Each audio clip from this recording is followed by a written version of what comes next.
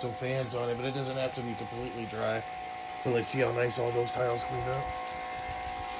So you can see that they all got some of the black on them. And I hope that you can see up there it's got it. So, hey, we're back at it. I'm on the camera today. We got Kevin over here. He's scrubbing the shit out of this flagstone. You can see how nice it's cleaning up.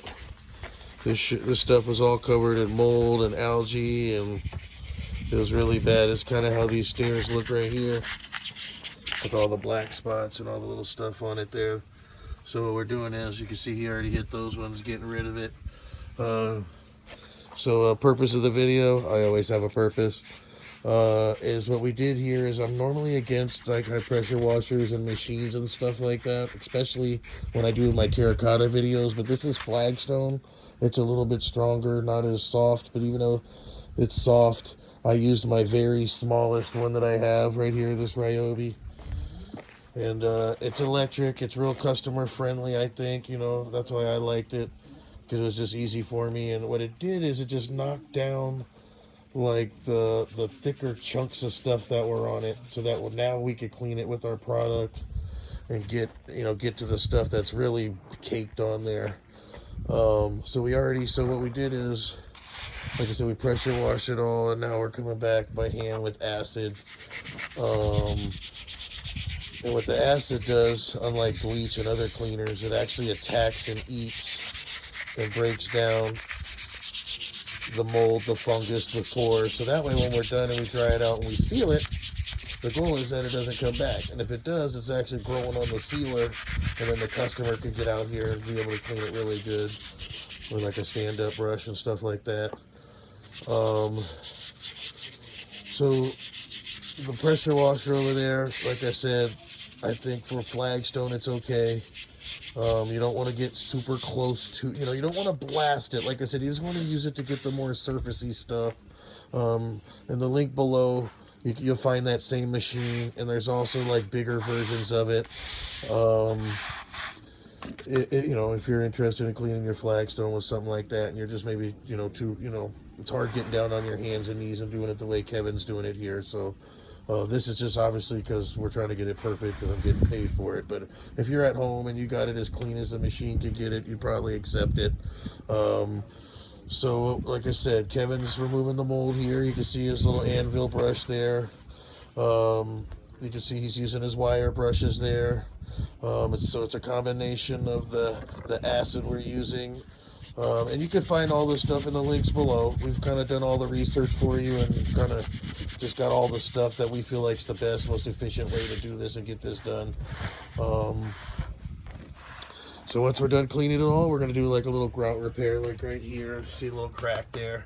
So I'm going to kind of grout that. It's actually moving, so I'm going to squirt a little epoxy under it to keep it from moving, and then I'm going to grout that in. And that's just the little cosmetic stuff we do. And then, of course, the last thing we'll do is we'll seal it and get a good sealer on it, which you'll see a little bit more in the video. So you can see Kevin's just detailing away. And if we walk up here, we can see Tony and Malcolm. They're up here doing the same thing up here. So we already hit all this with the pressure washer, Malcolm did. And then you can see all the mold and stuff that's still in it. The machine, like I said, it doesn't quite get it all out. So now I got my machines, Malcolm the machine and Tony the machine, scrubbing the shit out of it with the same similar technique we saw over there with Kevin.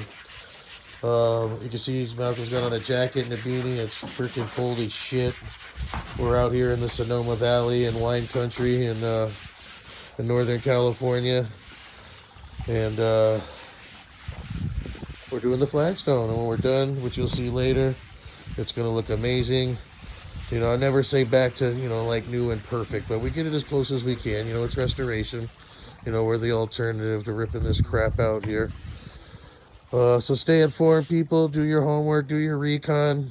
The stuff's expensive if you ruin it and you have to replace it. So you just want to do things right. So you just want to make sure you're getting advice from the right people, not the guy You know, the guy at the local little hardware stuff, it says, you sand it, get the biggest machines you could get. No, it's all just more chemicals and just that type of thing. And normally I'm against the pressure washer stuff, but like certain jobs, it's just when they're so bad, it's just way more worth it to take the machine and kind of knock down the thicker stuff. So you should like us, subscribe, share.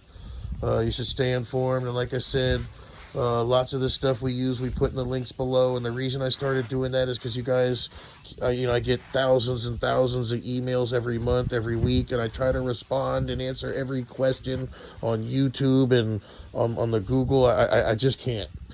So you just got to watch the videos. Like I said, I try to keep you guys as informed as I can with this stuff. Oh, and that gets me to my actual freaking point, is all this stuff is in the links below. We don't make tons of dough off of it, but I figure, it's worth my time. I'm showing you guys so you can help cut through a lot of crap. So you should, yeah, like I said, just go to the links below when you want to get a lot of this stuff that we're using. And if you repeat my process and my methods, you'll have the same end result, which is nice, beautiful flagstone patios. So like us, subscribe, share. Most important of all, stay informed, people. Wear your mask. Don't get coughed on. Have a good day.